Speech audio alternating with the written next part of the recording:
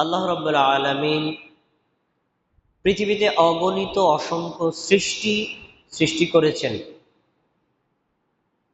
আমাদের সমাজের অনেকে বলে এই সৃষ্টির সংখ্যা হলো 18,000, মানে 18,000 মাখলুকাত। এই যে সংখ্যাটা বলে, এই সংখ্যাটা সঠিক না। কারণ আমাদের চোখের বাইরে, জানার বাইরে অগণিত অসংখ্য সৃষ্টি আছে, যে সৃষ্টি সম্পর্কে আমাদের কোনো জ্ঞানই নেই। তাহলে আমরা কিভাবে নির্দিষ্ট করে 18,000 বলবো? বলতে পারি অগণিত অসংখ্য সৃষ্টি। এই অগণিত অসংখ্য সৃষ্টির মধ্যে 3টি জাতি আল্লাহ সর্বশ্রেষ্ঠ করে সৃষ্টি করেছেন। এক জাতি হলো মালাইকা, যার বাংলা অর্থ হলো ফেরেশতা। দ্বিতীয় জাতি হলো ইনসান, মানে মানুষ।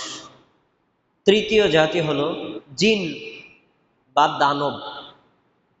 এই 3টা জাতি, ফেরেশতা, দানব আর হলো মানব, এই 3টা জাতি হলো শ্রেষ্ঠ জাতি। 3টা জাতির 3টা আলাদা বৈশিষ্ট্য আছে। ফেরেশতাদেরকে আল্লাহ তাআলা এমনভাবে বানাইছেন যে তাদেরকে যতটুকু, যাকে যে দায়িত্ব দিছেন ততটুকু সে দায়িত্ব পালন করতে বাধ্য এবং সক্ষম। 24 ঘন্টায় তারা ওই দায়িত্ব পালন করে। আর জিন এবং মানুষ জাতির বৈশিষ্ট্য হলো আল্লাহ তাআলা তাদেরকে সৃষ্টি করেছেন, তাদের মধ্যে ইচ্ছা শক্তি দিয়েছেন, পাশাপাশি আল্লাহর নির্দেশও দিয়েছেন। মানুষ আর জিন ইচ্ছা করলে আল্লাহর নির্দেশ মানতে পারে, আবার লঙ্ঘনও করতে পারে।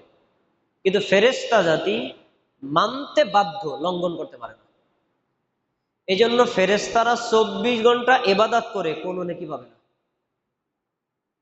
ভালো করে বুঝেন, ফেরেশতারা 24 ঘন্টা আল্লাহর কথা মানতেছে, কিন্তু তারা নেকি পাবে না।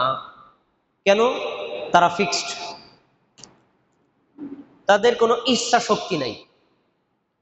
আর জিন জাতি মানুষ জাতির, এই 2টা জাতির মধ্যে ইচ্ছা শক্তি আছে। ইচ্ছা করলে আল্লাহর বিধান মানতে পারে, আবার আল্লাহর বিধান ত্যাগ করতে পারে। মানলে নেকি পাবে, না মানলে শাস্তি পাবে। এটা উদাহরণ দিয়ে বুঝতে সহজ হবে। আমি যদি বলি আমি ভালো মানুষ, ঘুষ খাই না, একজন সরকারি কর্মকর্তা যদি বলে আমি ভালো মানুষ, আমি ঘুষ খাই না, 2টার ভিতরে পার্থক্য আছে। সরকারি কর্মকর্তা ঘুষ পায়, খাওয়ার সুযোগ আছে, তারপরও খায় না। আর আমারে কেউ ঘুষ দেয় না, তাই খাই না। 2টা কি এক না আলাদা? আমি পাই না বিদায় খাই না, ভালো মানুষ প্রমাণ না। আর যে লোকটা ঘুষ পাওয়ার পরে খায় না, এই লোকটা আসলেই ভালো মানুষ। তো ফেরেশতারা নেকি পাবে না কেন? তাদেরকে আল্লাহ যে দায়িত্ব দিছে, ইচ্ছা করলেও দায়িত্ব থেকে সরে যেতে পারে না। আমরা নেকি পাবো কেন? ইচ্ছা করলে আল্লাহর বিধান না মানলেও মানতে পারি, তারপরও মানি, তাহলে নেকি পাবো। এখন জিন জাতি আর মানুষ জাতির মধ্যে এই একটা জিনিসের মিল আছে, মানে ইচ্ছা শক্তি আছে। আরেকটা জিনিসের মধ্যে অমিল, সেটা হলো জিন আর মানুষ পরস্পর শত্রু। জিন আর মানুষ কি পরস্পর শত্রু। এই জিনদের মধ্যে যারা ইমানদার মুমিন, তারা মুমিনদের বন্ধু। আর জিনদের মধ্যে যারা বেঈমান, তারা মুমিনদের শত্রু, কাফেরদের বন্ধু। শুনুন, জিন জাতির আর মানুষ জাতির মধ্যে আরেকটা পার্থক্য। জিন জাতিকে আল্লাহ তাআলা সৃষ্টি করেছেন আগুনের স্ফুলিঙ্গ থেকে, মানুষকে আল্লাহ সৃষ্টি করেছেন মাটি থেকে। হাদিস, রাসূলুল্লাহ সাল্লাল্লাহু আলাইহি ওয়াসাল্লাম বলেছেন, খুলিকাতিল মালাইকাতু মিন নূর, ফেরেশতাদেরকে সৃষ্টি করা হয়েছে নূর থেকে, আলো থেকে। তাহলে ফেরেশতাদের সৃষ্টির একটা মৌলিক পাওয়া গেল কি? নূর। এরপরে খুলিকাতিল জান্নু মিন মারিজিম মিন নার, আগুন ধরানোর পরে আগুনের প্রথম অংশ হলুদ, শেষ অংশ লাল, তারপরে হলো ধোঁয়া। 3টা অংশ। ওই ধোয়ার নিচের যে লাল অংশ মানে আগুনের স্ফুলিঙ্গ, ওইটা থেকে সৃষ্টি করা হয়েছে জিন জাতিকে। মানুষকে কোথা থেকে সৃষ্টি করা হয়েছে? মানুষকে সৃষ্টি করা হয়েছে মিন তিন, মাটি থেকে। তাহলে তিনটা জাতি তিনটা ধাতু থেকে তৈরি। ফেরেশতারা নূর থেকে, জিন জাতি আগুন থেকে, মানুষ জাতি মাটি থেকে। এখান থেকে আমরা আরেকটা পয়েন্ট বের করতে পারি, আমাদের নবী কি ফেরেশতা না মানুষ? বলেন আপনারা, আমাদের নবী কি ফেরেশতা না মানুষ? যদি মানুষ হয় তাহলে তিনি আবার নূরের তৈরি হয় কেমনে? এটা তো এমন, আদম আলাইহিস সালাম হলেন সকল মানুষের পিতা। আদমকে বানাইছে মাটি থেকে, বাকি মানুষ কোথা থেকে? মাটি থেকে। আমার বাবা যদি মোল্লা বংশের হয়, আমি কোন বংশের? মোল্লা বংশের। আমার বাবা যদি মাটি থেকে সৃষ্টি হয়, আমি কিসের থেকে? আমি মাটি থেকে। তাহলে মুহাম্মদ সাল্লাল্লাহু আলাইহি ইসলামের আদি পিতা হলেন আদম আলাইহিস সালাম, তাকে সৃষ্টি করা হয়েছে মাটি থেকে। আমাদের নবীর সৃষ্টিও মাটি থেকে। কেউ আবেগে আমাদের নবীকে নূরের সৃষ্টি বলে, এটা হলো আবেগী চেতনা, কোরআন হাদিসের কোনো দলিল নেই। এখন প্রশ্ন হলো, তাহলে তাকে যদি মাটির সৃষ্টি বলি, তাকে অপমান করা হয়? উত্তর মিথ্যা কথা। নবীকে যদি মাটির সৃষ্টি বলা হয়, তাকে অপমান না, বরং তাকে সম্মানিত করা হয়। মানুষের সম্মান নির্ভর করে সৃষ্টির উপর না, মানুষের সম্মান নির্ভর করে আল্লাহ কাকে কতটুকু সম্মান দিচ্ছেন তার উপর। যদিও মোহাম্মদ সাল্লাল্লাহু আলাইহি ওয়াসাল্লামকে মাটি থেকে সৃষ্টি করা হয়েছে, কিন্তু আল্লাহ মোহাম্মদ সাল্লাল্লাহু আলাইহি ওয়াসাল্লামকে সৃষ্টির সবার চাইতে সবচেয়ে বেশি সম্মানিত করেছেন। এজন্যই তার সম্মান সবচেয়ে বেশি, মাটি থেকে সৃষ্টি হওয়া বা নূর থেকে সৃষ্টি হওয়ার জন্য না। আচ্ছা, তাহলে আমরা এখান থেকে যে জিনিসটা পাই, মানুষ আর জিনদের মধ্যে দুইটা পার্থক্য, এক সৃষ্টিগত ভিন্নতা, আর মিল হলো ইচ্ছা শক্তিগত মিল। আর একটা ভিন্নতা হলো মানুষ আর জিন পরস্পর শত্রু, বন্ধু না। যদি মুমিন জিন হয় মুমিনের বন্ধু, কাফের জিন হয় কাফেরের বন্ধু, কিন্তু মুমিনের বন্ধু না। আল্লাহ রাব্বুল আলামিন এই জিন জাতিদের সৃষ্টি করেছেন আমাদেরকে পরীক্ষা করতে। আমরা কে কতটুকু নেক আমল করি, কে কতটুকু বদ আমল করি। নেক আমল করলে নেকি পাবো, বদ আমল করলে শাস্তি পাবো। আল্লাহ তাআলা যেহেতু জিন জাতি মানুষকে পরীক্ষা দেওয়ার জন্য সৃষ্টি করেছেন, এজন্য জিন জাতির বিস্তারিত বর্ণনা কোরআনুল কারীমে উল্লেখ করেছেন। তাদের সৃষ্টি, তাদের বৈশিষ্ট্য, তাদের কার্যাবলী, মানুষের সাথে তার শত্রুতা, মানুষকে সে কি কি আদেশ করে, কি কি নিষেধ করে, কোন কাজগুলো করলে মানুষের ক্ষতি হবে, ভালো হবে, সব আল্লাহ কোরআনে উল্লেখ করেছেন। আমি আজকে আপনাদের একটা পুরো লিস্ট শোনাই। দেখেন,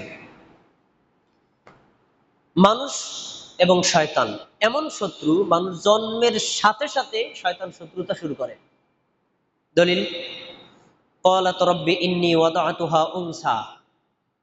ঈসা আলাইহিস সালামের মা যখন ঈসা আলাইহিস সালামের মানে নানি যখন তার মা মারিয়াম আলাইহিস সালামকে জন্ম দিলেন, জন্ম দেওয়ার পরে যে মেয়ে সন্তান, অথচ মা নিয়ত করছিলেন বাইতুল মুকাদ্দাসের সেবক বানাবেন, মেয়ে মানুষ সেবক হবে কিভাবে?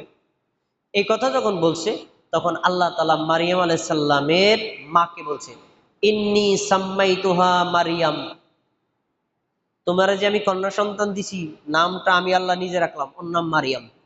এরপর শোনো, ওয়া ইন্নী উঈযুহা বিকা ওয়া যুররিয়াতাহা মিনাশ শাইতানির রাজীম। এই মারিয়াম এবং মারিয়ামের বংশে যে সন্তান আসবে, উভয়কে আমি শয়তানের বিতাড়িত, শয়তানের প্রতারণা থেকে আশ্রয় দিলাম। সুবহানাল্লাহ। এই আয়াতে পাওয়া গেল কি, ঈসা আলাইহিস সালাম যখন জন্ম নিয়েছিলেন, শয়তান তার কোনো ক্ষতি করতে পারে নাই। মারিয়াম আলাইহিস সালাম যখন জন্ম নিয়েছিলেন, শয়তান তার কোনো ক্ষতি করতে পারে নাই। কেন? আল্লাহ তাদেরকে আশ্রয় দিয়েছেন। কিন্তু আমরা যারাই জন্ম নিচ্ছি, জন্মের সাথে সাথে আমাদের সাথে শয়তান শত্রুতা করছে। প্রমাণ দেখবেন, শিশু সন্তান জন্মের পরেই, মায়ের পেট থেকে বের হওয়ার পরে, যখন নাক আর মুখ থেকে ময়লাটা সরায় আর শ্বাসটা নেয়, সাথে সাথে চিৎকার দিয়ে ওঠে। কেঁদে ওঠে কেন? হাদিসে আসছে ওই সময় শয়তান তাকে খোঁচা মারে। এই দেখেন, শত্রুতা জন্মের সাথে সাথে শুরু। তাহলে শয়তান মানুষের জন্মগত শত্রু, পয়েন্টটা মনে রাখবেন। এরপরে কোরআনে আল্লাহ বলছেন শয়তান মানুষের প্রকাশ্য শত্রু। অনেকগুলো আয়াত, একটা আয়াত বলছি, ইন্না শাইতানা লাকুম আদুউন, মানুষ তোমরা শোনো, শয়তান তোমাদের শত্রু। ফাত্তাখিজু আদুওয়ান, তোমরা শয়তানকে শত্রুই মনে করো, বন্ধু মনে করো না। ইন্নামা ইয়াদউ হিজবাহু লিয়াকুনা মিন আসহাবিস সাঈর, শয়তান চায় তোমাদের সবাইকে জাহান্নামের মধ্যে ঢুকাইতে। আমাদেরকে জাহান্নামে নিতে চায় যারা, সে কি আমাদের বন্ধু? শত্রু। তাহলে বোঝা গেল শয়তান মানুষের শত্রু। এরপরে শয়তান মানুষের নিকৃষ্ট সঙ্গী, ভালো সঙ্গী না, ভালো বন্ধু না। কোরআনের আয়াত, ওয়ামাই ইয়াকুনিশ শাইতানু লাহু করিনা ফাসাআ করিনা, সূরা নিসার 38 নম্বর আয়াত। যেই ব্যক্তির বন্ধু শয়তান, ওর চাইতে খারাপ আর কোনো বন্ধু হতে পারে না। তার মানে মানুষ কখনো শয়তানকে সঙ্গী হিসেবে গ্রহণ করবে না, করলে নিকৃষ্ট সঙ্গী পাইছে, ভালো সঙ্গী পায় নাই। শয়তান মানুষকে অন্যায় আর অশ্লীল কাজ করতে বলে। অন্যায় কাজ করলে কি নেকি পাওয়া যাবে? অশ্লীল কাজ করলে নেকি পাওয়া যাবে? এই কাজগুলো আদেশ করে শয়তান। তার মানে শয়তান চায় অন্যায় কাজ করে আমরা জাহান্নামে যাই। দলিল সূরা নূর 21 নম্বর আয়াত, আল্লাহ বলছে, ইয়া আইয়ুহাল্লাযীনা আমানু, হে মুমিনগণ, লা তাত্তাবিউ খুতুওয়াতিশ শাইতান, তোমরা শয়তানের পদাঙ্ক অনুসরণ করবা না, শয়তানের কথা মানবা না। কেন? ওমাইয়াত্তাবিউশ শাইতানা, যে ব্যক্তি শয়তানের কথা মানে, যে ব্যক্তি শয়তানের কথা মানে, ফাইন্নাহু ইয়া'মুরু বিল ফাহশাই ওয়াল মুনকার, সে যদি জেনে রাখে শয়তান মানুষকে অন্যায় কাজ করতে বলে, শয়তান মানুষকে অশ্লীল কাজ করতে বলে। তাহলে অন্যায় কাজ কার কর্মসূচি? শয়তানের। অশ্লীল কাজ কার কর্মসূচি? শয়তানের। এই দুইটা কাজ করে যে, সে হলো শয়তানের বন্ধু। এরপরে শয়তান মানুষকে শিরিক এবং কুফরের দিকে ডাকে। শিরিক করলে ঈমান নষ্ট হয়, সবচেয়ে বড় পাপ হয়। কুফরি করলে কাফের হয়ে যায়। তাহলে শয়তান চায় মানুষ শিরিক করে মুশরিক হোক, শয়তান চায় মানুষ কুফরি করে কাফের হোক, যাতে জাহান্নামে যেতে পারে। দলিল আল্লাহ তাআলা বলছেন, ইন্নাল ইয়া আইয়ুহাল্লাযীনা আমানু, হে মুমিনগণ, ইন্নামাল খামরু ওয়াল মাইসিরু ওয়াল আনসাবু ওয়াল আজলামু রিজসুম মিন আমালিশ শাইতান, তোমরা জেনে রাখো, মদ, জুয়া, মূর্তি পূজা আর ভাগ্য নির্ধারণের মতো তীর, এই 7টা কাজ শয়তানের কাজ। ফাজতানিবুহু লাআল্লাকুম তুফলিহুন, তোমরা যদি সফল হতে চাও তাহলে 7টা কাজ ছেড়ে দাও। 1, কখনোই তোমরা মাদক দ্রব্য পান করবা না। 2, কখনোই তোমরা জুয়া খেলবা না। 3, কখনোই তোমরা মূর্তি পূজা করবা না। 4, কখনোই ভাগ্য নির্ধারণ করার মতো কোনো লক্ষণ, কুলক্ষণ, সুলক্ষণ গ্রহণ করবা না, করলে শয়তানের কাজ। তারপরে আল্লাহ বলছেন, ইন্নামা ইউরিদুশ শাইতানু আইয়ুকিয়া বাইনাহুমুল আদাওয়াতা ওয়াল বাগদা ফিল খামরি ওয়াল মাইসির, শয়তান চায় জুয়ার মাধ্যমে, মাদকতার মাধ্যমে, মূর্তি পূজার মাধ্যমে, ভাগ্য নির্ধারক তীরের মাধ্যমে তোমাদের মধ্যে শত্রুতা আর মানে রেষারেষি, হিংসা বিদ্বেষ ঢুকাই দিতে। তাহলে বোঝা গেল শয়তানের কর্মসূচি হলো মাদক দ্রব্যের মাধ্যমে মানুষকে শত্রুতা লিপ্ত করা।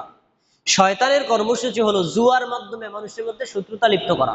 দেখবেন 4 জন মানুষ একসাথে জুয়া খেলছে, 2 জনে, বোঝানোর জন্য বলছি, 2 জনে 10-10, 20,000 টাকা নিয়ে নামছে, একজনে 20,000 টাকা সব জিতে গেছে। যে লোকটা হেরে গেল, ওই লোকটা খেলার সময় তো আর পারে নাই, এখান থেকে হেরে রাস্তায় গিয়ে রেডি রয়েছে, পিস্তল বের করে এরা যখন রয়েছে গুলি করে তারপর 20,000 টাকা নিয়ে গেছে। তাহলে মানুষ হত্যা করলো কিসের মাধ্যমে? জুয়ার মাধ্যমে। শত্রুতা বানাইলো কিসের মাধ্যমে? জুয়ার মাধ্যমে। এটার কর্মসূচি কার? শয়তানের। তারপরে শয়তান মানুষকে কুফরের দিকে নিবৃত্ত করে। দেখেন, ইয়াসজুদুনা লিশ-শামসি মিন দুনিল্লাহি ওয়া যায়্যানা লাহুমুশ শাইতান, একটা পাখির নাম আপনারা শুনছেন, হুদহুদ পাখি।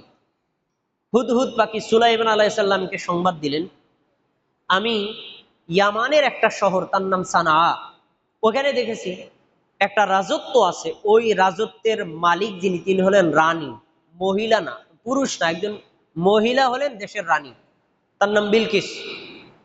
আমি তাদেরকে দেখেছি ইয়াসজুদুনা লিশ-শামসি মিন দুনিল্লাহ, ওই রাজ্যের রানী সহ অধিবাসী যারা আছে সবাই আল্লাহরে বাদ দিয়া সূর্য পূজা করে। আল্লাহকে বাদ দিয়ে সূর্য পূজা করা কি তাওহীদ না শিরিক? শিরিক। এরপরে আল্লাহ বলছেন ওয়াযায়্যানা লাহুমুশ শাইতানু আমালাহুম, এই সূর্য পূজা তাদেরকে শয়তান সুশোভিত করে রেখেছে যেন আল্লাহর ইবাদত না করে, তারা সূর্য পূজাই করে।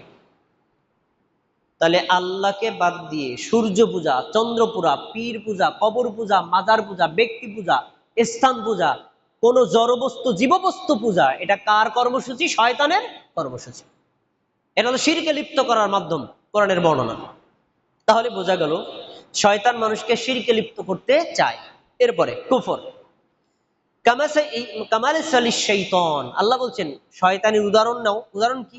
ইয ক্বালা লিল ইনসানি উকফুর, শয়তান মানুষকে বলে তোমরা কুফরি করো। কুফরি করো মানে আল্লাহর বিধানকে অস্বীকার করো, সালাতকে অস্বীকার করো, সিয়ামকে অস্বীকার করো, আল্লাহর ইবাদতকে অস্বীকার করো, আল্লাহর তাওহীদকে অস্বীকার করো। এই শিক্ষা দেয় কে? শয়তান। উকফুর মানে অস্বীকার করো। আচ্ছা, ফালাম্মা কাফারা, যখন শয়তানের কথা শুনে কোন মানুষ নাস্তিক হয়ে যায়, শয়তানের কথা শুনে কোন মানুষ যখন আল্লাহর বিধানকে, আল্লাহকে অস্বীকার করে, তখন শয়তান কি করে দেখেন, ফালাম্মা কাফারা, যখন শয়তানের কথা শুনে মানুষ কুফরি করে, অলা, তখন শয়তান বলে ইন্নী বারিউম মিনকা ইন্নী আখাফুল্লাহ রাব্বাল আলামিন, তুই আমার কথা শুনে আল্লাহরে অস্বীকার করছস, তুই আমার কথা শুনে নবীকে অস্বীকার করছস, তুই আমার কথা শুনে আখিরাতকে অস্বীকার করছস, তুই কাফের হয়ে গেছস, তোর সাথেও আমার সম্পর্ক শেষ। কেন? আমি পৃথিবীর রব আল্লাহকে ভয় করি। শয়তান কারে ভয় পায়? আল্লাহরে। তো সে বলে তোর সাথে আমার কোনো সম্পর্ক নাই, যা।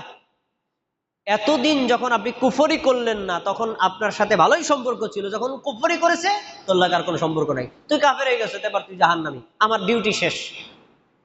তাহলে শয়তানের কর্মসূচি মানুষকে কুফরির মধ্যে লিপ্ত করানো।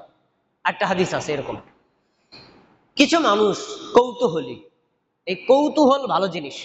আচ্ছা, আমরা সালাত আদায় করি, এই সালাতটা কি ঠিক আছে, তালাশ করে দেখি। আমরা রোজা রাখি, রোজাটা কি ঠিক আছে, কোরআন হাদিসে তালাশ করে দেখি। আমরা যেভাবে ইবাদত করি, ইবাদতটা ঠিক আছে, একটু তদন্ত করে দেখি। এই যে তদন্ত করা, এটা কি দোষ না গুণ? গুণ। কিন্তু এই গুণের একটা লিমিট আছে, এই গুণের একটা লিমিট আছে। আপনি যদি এরকম সবকিছুর দলিল তালাশ করতে যান, দলিল তালাশ করতে করতে করতে করতে করতে এবার বললেন আচ্ছা, মানুষকে সৃষ্টি করেছে কে? আল্লাহ। আল্লাহকে সৃষ্টি করেছে কে? কৌতূহল করতে করতে মানে প্রশ্ন করতে করতে কোথায় গেছেন? আল্লাহকে সৃষ্টি করছে কে? রাসূল সাল্লাল্লাহু আলাইহি ওয়াসাল্লাম বলছেন কিছু মানুষ এরকম এত কৌতূহলী, দেখি দি জিন জাতির সৃষ্টি করলো কে, গরু ছাগল সৃষ্টি করলো কে, প্রাণীর সৃষ্টি করলো কে, সূর্য চন্দ্র সৃষ্টি করলো কে, মানুষকে সৃষ্টি করলো কে, তালাশ করতে করতে সবকিছুর উত্তর হয় কি? আল্লাহ। আচ্ছা, আল্লাহকে সৃষ্টি করলো কে? এই প্রশ্ন যখন তোমার মধ্যে আসছে তখন তুমি কি বলবা? আউযু বিল্লাহি মিনাশ শাইতানির রাজীম, আমি আল্লাহর কাছে বিতাড়িত শয়তানের থেকে আশ্রয় চাই। কারণ এতক্ষণ প্রশ্ন সবই ঠিক ছিল, আল্লাহকে সৃষ্টি করছে কে, এই প্রশ্ন মুমিনের না, এই প্রশ্ন কার? শয়তানের। কেন? এই প্রশ্নের মাধ্যমে তোমাকে কাফের বানাবে। তোমরা ভাববা সবকিছুর যেহেতু সৃষ্টি আছে, স্রষ্টা আছে, তাহলে আল্লাহরও একজন স্রষ্টা আছে। এই বিশ্বাস কেউ যদি করে, মুমিন থাকবে না, কাফের হবে? কাফের। তাহলে বোঝা গেল যে শয়তান মানুষকে এরকম কৌতূহলী বানাতে বানাতে নাস্তিক, তারপরে কাফের বানায় দেয়। এরপরে শয়তান মানুষকে সুদ খেতে বলে। সুদ শুধু বলেই না, কোন কোন মানুষকে সুদ খাওয়াইতে খাওয়াইতে খাওয়াইতে খাওয়াইতে সুদ যে হারাম, সুদ যে আল্লাহ নিষেধ করেছেন, এই কমন সেন্সটাও তার থাকে না। এজন্য দেখা যায় সুদখোর সামাজিক কোনো পরিস্থিতিকে মূল্যায়ন করে না, সুদখোরের কোনো লজ্জা থাকে না। আমি সেলিম ভাইয়ের কাছে 10,000 টাকা সুদে লাগাইছিলাম, 1 বছর পরে 1,000 টাকা বেশি দেওয়ার কথা ছিল, মানে 11,000 টাকা। 1 বছর পর 10,000 টাকা দিয়েছে, কিন্তু সুদের টাকা দেয় না। এবার দেখবেন আমি অমুকের কাছে বিচার দিব, অমুকের কাছে বিচার দিব, ভাই আমার থেকে 10,000 টাকা নিছিল, দেখেন আমার 1,000 টাকা এখনো দেয় না। 1,000 টাকা সুদের টাকা দিচ্ছে না, এটা তো চাইলে ব্যক্তিগতভাবে ভিন্ন কথা, কিন্তু সামাজিক ভাবে মানুষের কাছে চাওয়া, এটা কি? আর সম্মানের লক্ষণ না লজ্জাহীনতার লক্ষণ। তার মানে সুদ যে খায় ওর মানে শরম লজ্জাও থাকে না। কেন থাকে না? কোরআনের বর্ণনা, কোরআন দেখেন আল্লাহ কি বলছেন, আল্লাযীনা ইয়াকুলুনার রিবা, যারা সুদ খায়, লা ইয়াকুমুনা ইল্লা কামা ইয়াকুমুল্লাযী ইয়াতাখাব্বাতুহু শাইতানু মিনাল মাস, এই সুদখোর মানুষটা হলো এমন মানুষ, শয়তান তারে পাগল বানাইতে বানাইতে একেবারে কমন সেন্স হারা করে দিছে। এখন আর কমন সেন্সও নাই, সমাজের একটা সম্মান আছে এইটাও তার থাকে না। তাহলে সুদ খাওয়া আর সুদ খাওয়ানো এটা কার কর্মসূচি? শয়তানের। তারপরে শয়তান মানুষকে জাহান্নামের দিকে ডাকে, আল্লাহ এবং ফেরেশতা জান্নাতের দিকে ডাকে। ফেরেশতাদের গুণ আল্লাহর গুণ, মানুষকে ভালো কাজের দিকে ডাকা, জান্নাতের দিকে ডাকা। নবীদের গুণ জান্নাতের দিকে ডাকা, মুমিনদের গুণ জান্নাতের দিকে ডাকা, শয়তানের গুণ জাহান্নামের দিকে ডাকা। দলিল, وَإِذَا قِيلَ لَهُمْ اتَّبِعُوا مَا أَنزَلَ اللَّهُ, যখন তাদেরকে বলা হতো আল্লাহ যা নাজিল করেছেন তোমরা তার কথা মানো। আল্লাহ নাজিল করেছেন কি? কোরআন মানো। আল্লাহ নাজিল করেছেন কি? নবীর মাধ্যমে হাদিস মানো। কোরআন হাদিস মেনে তারপরে আমল করো। তৎকালীন সময়ের কাফের মুশরিকরা কি বলেছিল? না, মা ওয়াজাদনা আলাইহি আবাআনা, আমরা আল্লাহর বিধান কোরআন মানবো না, আমরা নবীর হাদিস মানবো না। কি মানবো? আমরা আমাদের বাপ দাদাদেরকে কাবাগরের মধ্যে 360টা মূর্তির পূজা করতে দেখছি, ওইটাই করবো, এইটাই করবো। এই কথা যারা বলে তাদের ব্যাপারে আল্লাহ বলছেন, আওয়ালাউ কানা শাইতানু ইয়াদউহুম ইলা আযাবিস সাঈর, যারা কোরআন মানে না, হাদিস মানে না, কোরআন হাদিস অনুযায়ী জীবন যাপন করে না, আল্লাহ এবং তার রাসূলের বিধান মানে না, বরং বাপদাদার বিধান মানে, বাপদাদা 14 গোষ্ঠী যা করছে তাই করে। এই যে বাপদাদা 14 গোষ্ঠী এই কটা বলা আর এই কাজগুলো মানা, এটা হলো শয়তানের শেখানো থিওরি। এই থিওরির মাধ্যমে শয়তান মানুষকে জ্বলন্ত আগুনের দিকে নিয়ে যাচ্ছে। তাহলে বাপদাদার কথা মানবো, এটা কার শেখানো কথা? শয়তানের। এই কথা বলে যারা, তারা কোথায় যাবে? জাহান্নামে। বাপদাদার কথা মানবো কেন? বাপদাদা যদি কোরআন হাদিস অনুযায়ী করে তাহলে করব, কোরআন হাদিস অনুযায়ী বলে তাহলে বলবো, কোরআন হাদিস মানে তাহলে আমরাও মানবো। বাপদাদা যদি ভুল করে তাহলে কি আমরা ভুল করব? না। বাপদাদা যদি সঠিক করে তাহলে করব, ভুল করলে করা যাবে না। বরং আমরা বাপদাদার কথা মানতে বাধ্য না, কোরআন হাদিস মানতে বাধ্য। এরপরে শয়তানের কর্মসূচি হলো, শয়তান মানুষকে অপচয় শিক্ষা দেয়, অপব্যয় শিক্ষা দেয়। আপনার দরকার যা তার চেয়ে বেশি আপনি করেন, অতঃপর সেই জিনিসগুলোকে নষ্ট করেন। খাবার যতটুকু দরকার তার চেয়ে বেশি রান্না করে নষ্ট করে ফেলে দেন। পোশাক আপনার দরকার যেটা তার চাইতে আরো অতিরিক্ত কয়েকটা কিনে বাসায় রেখে দেন, কোনো প্রয়োজন নাই, অপচয়। এরকম আমরা সব ক্ষেত্রেই করি, এটা ইসলামী শরীয়তে নিষিদ্ধ। আপনার যতটুকু খাবার দরকার খান, যতটুকু পোশাক দরকার পরেন, যতটুকু বাহন দরকার গ্রহণ করেন, অতিরিক্ত কোনো কিছু করে নষ্ট করা এটা ইসলামী শরীয়তে নিষেধ। এই কর্মসূচি কার? শয়তানের। দেখেন কোরআনের আয়াত, ইন্নাল মুবাযযিরিনা কানু ইখওয়ানাশ শায়াতিন, আল্লাহ তাআলা বলছেন নিশ্চয়ই যারা অপচয় করে তারা হলেন শয়তানের ভাই, শয়তানের সঙ্গী, শয়তানের নিকটবর্তী লোক। ইখওয়ানাশ শায়াতিন, তারা শয়তানের বন্ধু। এরপরে আল্লাহ তাআলা কি বলছেন? শোনো, এই অপচয় যারা করে তোরা শুনে রাখো, ওয়াকানাশ শাইতানু লিরাব্বিহি কাফুরা, শয়তান তার রবের অকৃতজ্ঞ। যারা অপচয় করে তারাও আবার শয়তানের মাধ্যমে আল্লাহরও অকৃতজ্ঞতা প্রকাশ করে। তাহলে খাবারের অপচয় করা যাবে না, পোশাকের অপচয় করা যাবে না, পানির অপচয় করা যাবে না, কোনো আসবাবপত্রের অপচয় করা যাবে না। অপচয় করা ইসলামী শরীয়তে নিষিদ্ধ, কারণ এটা শয়তানের কাজ। শয়তান মানুষকে অভাবের ওয়াদা করে, অভাবের ওয়াদা করে। আর আল্লাহ এবং মুমিন মানুষকে অভাবের নয় বরং স্বনির্ভরতার ওয়াদা করে।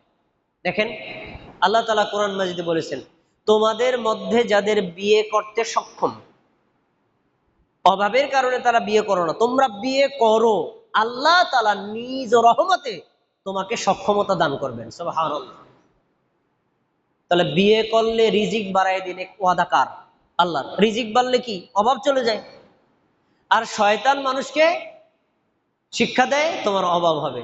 দেখবেন আমাদের অনেকে আছেন তার 2টা সন্তান আছে, তারপরে হয়তো তাদের ইচ্ছার বাইরেও তাদের একটা সন্তান আসছে গর্বে, তখন তারা চিন্তা করে দুই ছেলে মেয়ে এরে খাওয়াইয়া পড়াইয়া পাশাই পারি না, আবার আরেকজন যদি আহে ওরে খাওয়ামুখী, ওরে পড়ামুখী, না না না না এটার ফালাই দাও। অপ্রয়োজনে কোনো মানে তার শারীরিক কোনো অসুবিধা নাই, ডাক্তারের কোনো নির্দেশ নাই, অপ্রয়োজনে সন্তানটাকে গর্ভপাত করে ফেলে। কেন? অভাবের ভয়ে। এইটা শিক্ষা দিছে কে? শয়তান।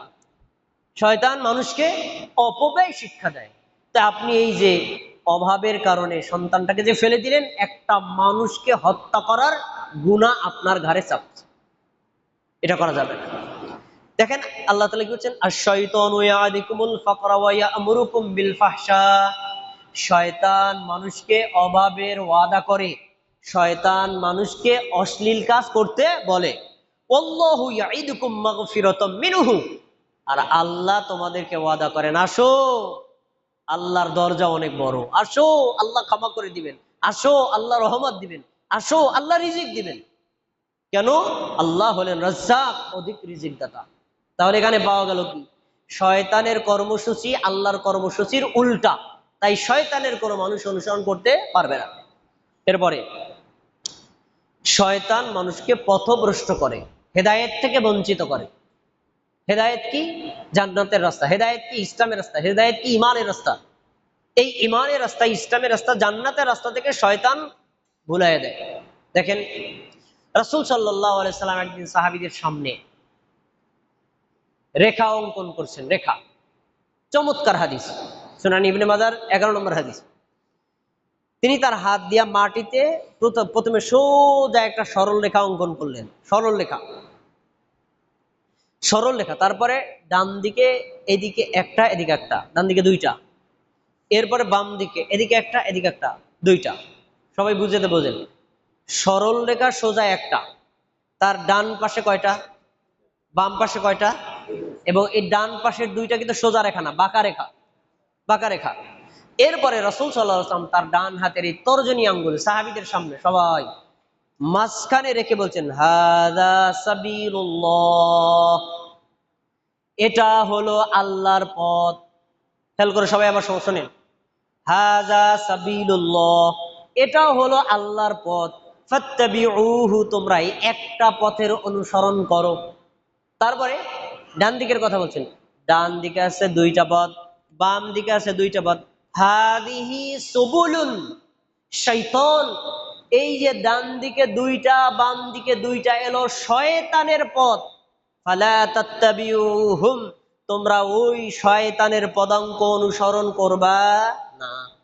তারপরে তিনি বলছেন, এই যে মাঝখানে যে সরল রেখা, এটার শুরু থেকে তুমি যখন হাঁটতে চাইবা, সরল রেখায় চলবা, সিরাতাম মুস্তাকিম, মানে ইসলামের পথ, ইমানের পথ, জান্নাতের পথ, রসুলের পথ, এই সিরাতে মুস্তাকিমে যখন চলবা, এই সিরাতে মুস্তাকিমের মাথাই হলো জান্নাত, তুমি জান্নাতের মধ্যে প্রবেশ করতে পারবা। সুবহানাল্লাহ। আচ্ছা, এখান থেকে আমরা কি শিক্ষা পাই? শয়তান কি আল্লাহ রাস্তায় হাঁটতে বলছে না আলাদা রাস্তায় হাঁটতে বলছে? আলাদা রাস্তায় হাঁটাইয়া কোথায় নিবে? জাহান্নামে। ডান দিকের রাস্তায় নিয়ে কোথায় নিবে? জাহান্নামে। বাম দিকের রাস্তায় কোথায় নিবে? জাহান্নামে। আর সোজা যে রাস্তা, এই রাস্তার মাথায় কি? জান্নাত। এখান থেকে আমি একটা শিক্ষা আপনাদেরকে বলবো, ইসলামে ইবাদতের তরিকা কয়টা? ইসলামে ইবাদতের তরিকা কয়টা আমরা অনেকে জানি না, অনেকে জানি না। এই প্রশ্নের উত্তর আমাদের কাছে জানা নাই। যদি এই উত্তর জানা থাকে, তাহলে কিভাবে একজন মুমিন বান্দা এইভাবে গান গায় যে 7 তরিকার খাজা বাবা দরবারে ওলি? কয় তরিকার খাজা বাবা? 4 তরিকার খাজা বাবা। খাজা বাবা একজন, তরিকা কয়টা? 4টা। এখন যদি জিজ্ঞেস করি তরিকাগুলো কি? চিশতিয়া, কাদেরিয়া, নকশবন্দিয়া, মুজাদ্দিদিয়া, 4টা তরিকা। আরো আছে, হ্যাঁ আরো আছে, বাহাউদ্দিয়া, আরো বহুত তরিকা আছে। তাহলে 4টা তরিকা। আচ্ছা এখন কথা শোনেন, 4 তরিকা। চিশতিয়ার তরিকার মানে মূলকে খাজা মঈনুদ্দিন চিশতি। এরপরে কাদেরিয়া তরিকা কি? আব্দুল কাদের জিলানী। এরপরে আছে মুজাদ্দিদের তরিকা, মুজাদ্দিদ আল ফেসানি। নকশবন্দি তরিকা, বাহাউদ্দিন নকশবন্দি। এই 4জন আলেম, 4জন পীর। তুমি এই 4 তরিকা মানো, এখন বলো দি আমার নবীর তরিকাটা কোথায় গেল? নবীর তরিকা কই? যদি নবীর তরিকা থাকে, তাহলে এই চিশতিয়া তরিকার দরকার কি? কাদেরিয়া তরিকা দরকার কি, মুজাদ্দিদিয়া তরিকা দরকার কি, বাহাউদ্দিনের তরিকা দরকার কি, পীরের তরিকা দরকার কি, ইমামের তরিকা দরকার কি, মাযহাবের তরিকা দরকার কি? এই যে আল্লাহ দিছেন নবীর তরিকা, একটা তরিকা, এই এক তরিকাই হলো জান্নাতের তরিকা। এক তরিকার বাইরে পীরের তরিকা, বুজুর্গের তরিকা, এলাকার তরিকা, দেশের তরিকা, দশের তরিকা, যত তরিকা বানাইছে সব শয়তানের আবিষ্কার। আল্লাহ দিছেন একটাই তরিকা, আর ওই তরিকা হলো তরিকায় মুহাম্মদ সাল্লাল্লাহু আলাইহি ওয়াসাল্লাম। এই জন্য নামাজ পড়েন, রোজা রাখেন, হজ করেন, যাকাত দেন, ফরজ আমল করেন, নফল আমল করেন, নারীর জন্য, পুরুষের জন্য, যুবকের জন্য, যুবতীর জন্য, প্রত্যেকটা মানুষের জন্য একটাই তরিকা, এটা হলো মুহাম্মদ সাল্লাল্লাহু আলাইহি ওয়াসাল্লামের তরিকা। এই তরিকার বাইরে যদি আপনি নামাজ, রোজা, হজ, যাকাত করেন, আপনার নামাজ, রোজা, হজ, যাকাতের মূল্য আল্লাহর কাছে কিছুই না। ওই যে তরিকাগুলো আবিষ্কার করছে কে? শয়তান। এইভাবে বাড়াইতে বাড়াইতে বাংলাদেশে মোট তরিকার সংখ্যা দাঁড়াইছে 126। আরো বাড়বে, কিয়ামত পর্যন্ত বাড়বে। শয়তান তো বৈশা নাই, আরো আবিষ্কার করতেছে, মেশিনে আরো আবিষ্কার করতেছে। কিন্তু ইসলামী তরিকা কয়টা? একটা। সকল সাহাবীগণ নবীর তরিকা মানতেন, সকল মহিলা সাহাবী নবীর মতো সালাত আদায় করতেন, সকল পুরুষ সাহাবী নবীর মতো সালাত আদায় করতেন, সকল তাবেঈরা নবীর মতো সালাত আদায় করতেন, চার মাযহাবের ইমামগণ নবীর মতো সালাত আদায় করতেন, যত হক্কানি আলেমরা ছিলেন নবীর মতো ইবাদত করতেন। অতএব নবীর তরিকার বাইরে অন্য যত তরিকা, এটা ইসলামের তরিকা না, শয়তানের তরিকা। শয়তান এই তরিকার মাধ্যমে মানুষকে কি জাহান্নামের দিকে নিক্ষেপ করে। এরপরে শয়তান একা না, শয়তানের সেনাবাহিনী আছে, শয়তানের অনুসারীরা আছে। মানুষের মধ্যে যেমন কাফের, মুশরিক, মুনাফিক আছে, জিন জাতি, জিন জাতিদের মূল নাম তো শয়তান। এই শয়তানদের মধ্যে, জিনদের মধ্যেও আবার মুমিন আছে, কাফের আছে, মুশরিক আছে, মুনাফিক আছে। ওই যে যারা জিনদের মধ্যে কাফের, মুশরিক, মুনাফিক, এরা হলো কাফেরদের বন্ধু, মুমিনদের শত্রু। ওই শয়তানরাই মানুষ যারা ইমানদার তাদেরকে বেঈমান করে তাদেরকে জাহান্নামে নিক্ষেপের ব্যবস্থা করে। একটা হাদিস শোনেন, রাসূল সাল্লাল্লাহু আলাইহি সাল্লাম বলেছেন, শয়তান তার পানির উপরে আরশ স্থাপন করে। আরশ মানে হলো শয়তানের বসার স্থান, একটা জায়গা, আল্লাহর আরশ না। যে শয়তানের লিডার চেয়ারের উপর বসে বলে, এই আমার সৈন্যবাহিনীরা আজকে সারা দিনে কে কি কি কাজ করে আসছো আমার কাছে রিপোর্ট দাও, কে কি কাজ করে আসছো রিপোর্ট দাও। তখন এক একজন শয়তান রিপোর্ট দেয়, আমি মানুষকে কাফের বানাই আসছি, মুশরিক বানাই আসছি, বেঈমান বানাই আসছি, চুরি করাই আসছি, ডাকাতি করাই আসছি, মদ খাওয়াই আসছি, জেনা করাই আসছি, বিভিন্ন অপরাধের তালিকা দেয়। তো যারা যে সকল তথ্যের কথা বলে, কোনোটাতে শয়তানের যে লিডার বেশ খুশি হয় না। এক কোণা থেকে একজন ছোট্ট শয়তান এসে বলছে, আমি ভালো কিছু করতে পারি না, ছোট্ট একটা কাম করেছি, তো তোমার কাজটা কি বলো? আমি গেছি স্বামী স্ত্রীর মধ্যে লাগাই দিয়েছি ঝগড়া, আরো এরকম ঝগড়া লাগছে স্বামী তার স্ত্রীকে ডাইরেক্ট তালাক দিয়েছে, তালাক দিয়েছে। এখন এই শয়তান, বড় শয়তান, ওই শয়তানটারে বুকের সাথে জড়াই নিতেছে, ভাই তুমি ভালো কাজ করছো, তুমি আজকে সেরা একটা কাজ করছো, তোমার কাজের উপর কোনো কাজই হয় না। এখন প্রশ্ন, শয়তান স্বামী স্ত্রীর তালাকের মাধ্যমে এত খুশি কেন হলো? তালাক তো এত বড় অপরাধ না। তালাকের চাইতে জেনা করা বড় অপরাধ, তালাকের চাইতে চুরি করা বড় অপরাধ, তালাকের চাইতে মিথ্যা কথা বলা বড় অপরাধ, তালাকের চাইতে খুন করা বড় অপরাধ, তালাকের চাইতে শিরিক করা বড় অপরাধ, তালাকের চাইতে কুফরি করা বড় অপরাধ। তারপরে তালাকটা পেয়ে শয়তান এত খুশি হলো, কারণ তালাক হলো এমন এক অপরাধ, এই অপরাধ বহু অপরাধের পথ উন্মুক্ত করে। দেখবেন তালাক একটা দিছে, কিছুক্ষণ পর মাথা ঠিক হয়েছে, আয় হায় রে, আমার যে ছেলে মেয়ে আছে, বউ যদি চলে যায় এই ছেলে মেয়ে ফালবে কেডা। কিছুক্ষণ পর হুশ হয়েছে, আয় হায় রে, আমার যে ছেলে মেয়ে আছে, আমার আবার কেডা বিয়ে বিয়ে দিবে, তা আমি আবার কারে বিয়ে করবো, সংসার কেমনে চলবে, নানান কথা চিন্তা করে এখন বউরে ফেরত আনার চিন্তা করতে। হুজুরের কাছে গেছে, হুজুর কে গেছে, শেষ, আর ফেরত আনতে পারবা না। হুজুর এটা লাইন বাই করেন, দেখেন দি কোনো মানে টেবিলের নিচ দিয়ে একটা ফাঁক ফুটা দিয়ে আনা যায়, পদ্ধতি একটা আছে। তোমার এই বউরে হিল্লা দিতে হইবে, হিল্লা দেওয়ার পরে তারপর আবার তারে ফেরত আনা যায় আছে। হুজুর হিলার সিস্টেমটা কি? ওই যে হিলার সিস্টেম হলো এটারে আরেকজনের কাছে বিয়ে দেবা, এক রাত একদিন বা এক সপ্তাহ থাকলো, তারপরে সে তালাক দিবে, তারপরে আবার তারপর তুমি আইন বা নতুন করে বিয়ে করবা। হুজুর এক সপ্তাহে একদিন 2 দিন দিন লিগে আবার কার কাছে বিয়ে দেবো? হুজুর আপনি বিয়ে করেন। ঠিক আছে, দেও ওর কাছে বিয়া। হুজুর বিয়ে করিয়া লাইছে। হুজুর সপ্তাহানি রাখা, তারপর আবার তার তালাক দিয়েছে, নিয়ে যাও। এরপর আবার ওই লোকটা তারা বিয়ে করছে। দেখেন, এখন তারা যে বিয়ে করছে, বিয়েটা ওই যে আগে তালাক হয়েছে এক শয়তানি, হুজুরে জেনা কলাইলো, ডাবল শয়তানি। এরপর তার আবার রিপ্লাই করে আনছে 3 নম্বর শয়তানি। এই শয়তানি কতগুলো শুরু হয়েছে দেখেন। এরপর যে পিসি বেসি হইব, ওগুলো হবে যারও সন্তান, আরো কত শয়তানি। মানে একটা শয়তানের মাধ্যমে বহু শয়তানের পথ উন্মুক্ত হয়। এজন্য শয়তান স্বামী স্ত্রীর মাধ্যমে যদি তালাকের কাজ ঘটাইতে পারে, তাহলে সবচেয়ে বেশি খুশি হয়। আমি ঘটনা কেন বললাম? এই জন্য বলেছি, শয়তান মানুষকে জাহান্নামে নিক্ষেপ করার জন্য ওই রকম সৈন্যবাহিনী প্রস্তুত করে দেয়, যেভাবে হোক মানুষকে জাহান্নামী বানাতে হবে। একটা হাদিস বলে খুতবা শেষ করছি। রাসূল সাল্লাল্লাহু আলাইহি ওয়াসাল্লাম বলেন, তোমরা কোরআনের আয়াত তেলাওয়াত করো।